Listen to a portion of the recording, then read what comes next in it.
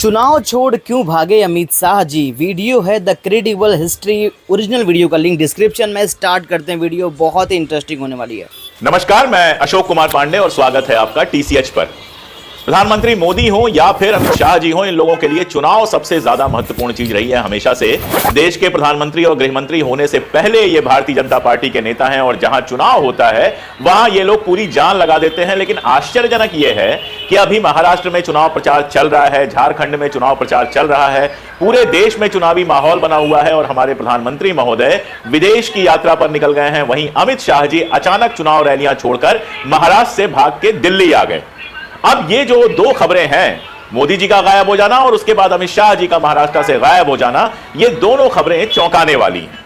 उधर झारखंड में एक वीडियो, भारतीय जनता पार्टी ने एक वीडियो बनाकर डाला था प्रचार के लिए, और आप सोचिए वो वीडियो कितना घिनौना रहा होगा कि चुनाव आयोग ने भी उस पर रोक लगा दी। ये सब घटनाएं आपको नॉर्मल लग रही हैं? मुझे तो कम से कम नॉर्मल नहीं लग रही हैं, खास तौर पर इसलिए कि मणिपुर में जो कुछ हो रहा है अब वो भारतीय जनता पार्टी की सरकार के लिए भी गले की हड्डी बन गया। वैसे तो किसी भी देश में अगर 2 साल, 1.5-2 साल से एक राज्य लगातार जल रहा है, हालात काबू में नहीं आ रहे हैं, तो ये किसी भी देश के लिए शर्म की बात है। हमारे प्रधानमंत्री महोदय यूक्रेन जाते हैं, यूक्रेन में युद्ध के दौरान जो बच्चे मार दिए गए थे उन बच्चों के लिए एक मेमोरियल बना है, वहां पर जाते हैं और उनकी आंखें डबडबा जाती हैं। बच्चों का दुख देखकर, बच्चों का दर्द देखकर आंखें डबडबा जाती हैं। फलस्तीन के बच्चों का दर्द तो वहां तक कहां पहुंचता, लेकिन मणिपुर के बच्चों का दर्द भी उन तक नहीं पहुंचता है। जितनी दया यूक्रेन के बच्चों पर आती है, जितना आंसू यूक्रेन के बच्चों पर बहता है, उसका अगर 10% भी मणिपुर के बच्चों पर बहता तो आज तक मणिपुर शांत हो गया होता।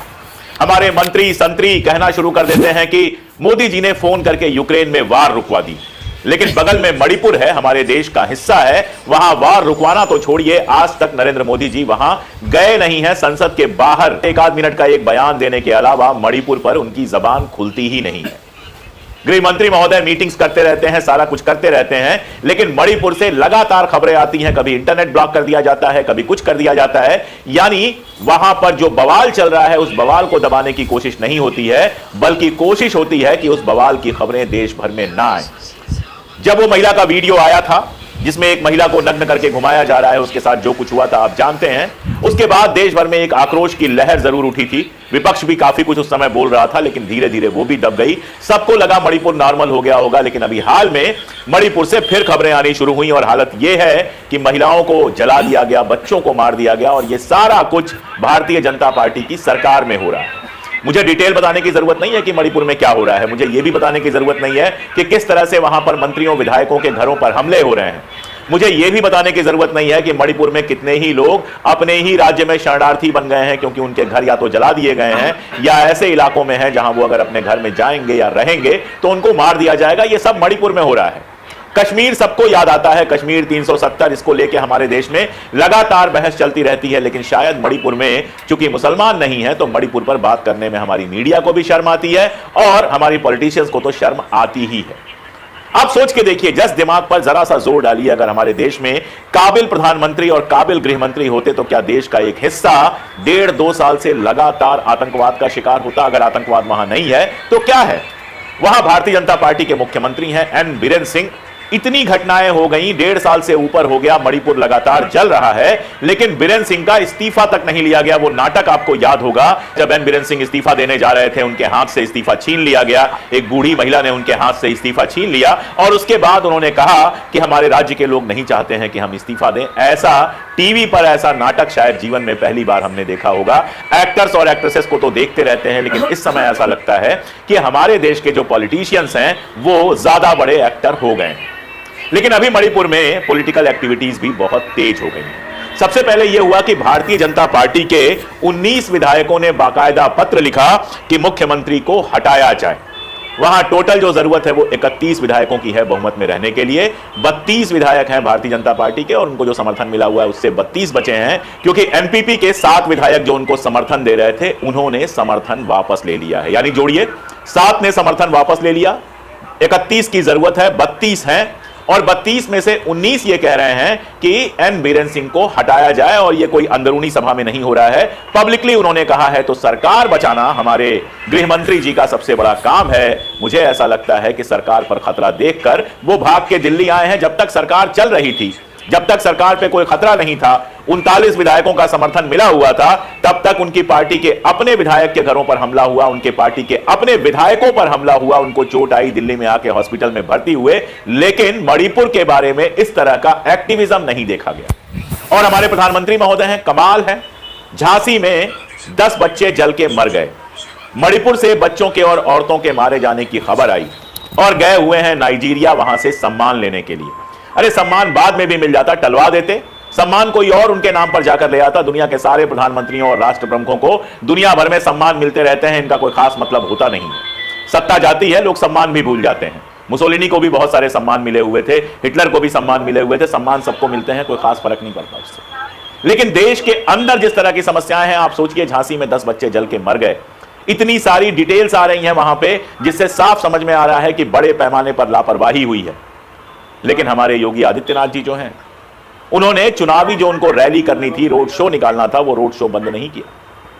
वहां के स्वास्थ्य मंत्री गए तो वहां पर सफेद चूना लग रहा था। जब बदनामी बहुत हुई तो उन्होंने कहा कि मैं जिलाधिकारी के खिलाफ कार्रवाई करूंगा। अरे जब आप गए थे और चूना देखा आपने, उसी समय आपको कार्रवाई करनी चाहिए थी। लेकिन आप लोगों ने तो अपने आप को खुदा बना दिया है, चाहे कोई मरे चाहे कोई जिए, आप लोगों का स्वागत होना चाहिए। और यह चीज आपको मणिपुर से ज्यादा कहीं देखने को नहीं मिलेगी।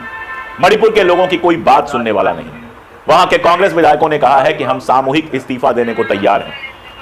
यानी अगर सरकार चाहे तो वहां पर सर्वदलीय बैठक तो कम से कम करा ही सकती थी। यानी अलग अलग पार्टियां जो हैं, अलग अलग जो समूह हैं, मैतेई हैं, कुकी हैं, बाकी हैं, इन सबको साथ बिठा के बात तो कर सकती थी ताकि कोई रास्ता निकले। लेकिन किया क्या किया, बस इतना गया कि वहां से सूचनाएं बाहर ना आए, वहां कोई जा ना पाए। राहुल गांधी वहां गए तो उनका मजाक उड़ाया गया। अरे जाना तो प्रधानमंत्री को चाहिए था, वहां जो हिंसा पीड़ित क्षेत्र है वहां पर जाकर लोगों से मिलना चाहिए था।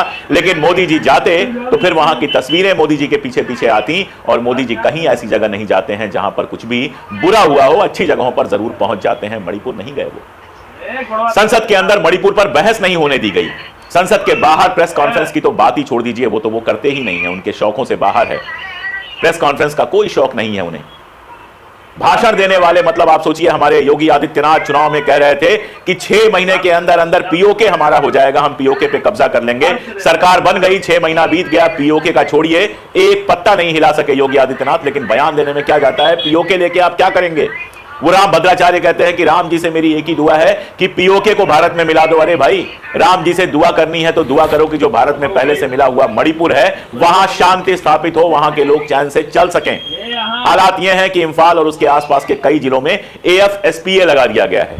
आर्म फोर्स स्पेशल जो एक्ट होता है वो वहां पर लागू किया गया है। ये वही एक्ट है जो कश्मीर के अंदर लंबे समय से लागू है, जिसमें वहां का प्रशासन लगभग सेना को सौंप दिया जाता है। CRPF के जो हेड हैं अनीश दयाल जी, उनको वहां पर हालात का जायजा लेने के लिए भेजा गया है। AFSPA लगाया गया है, मैंने आपको बताया, आप समझ सकते हैं वहां के हालात कितने गंभीर हैं।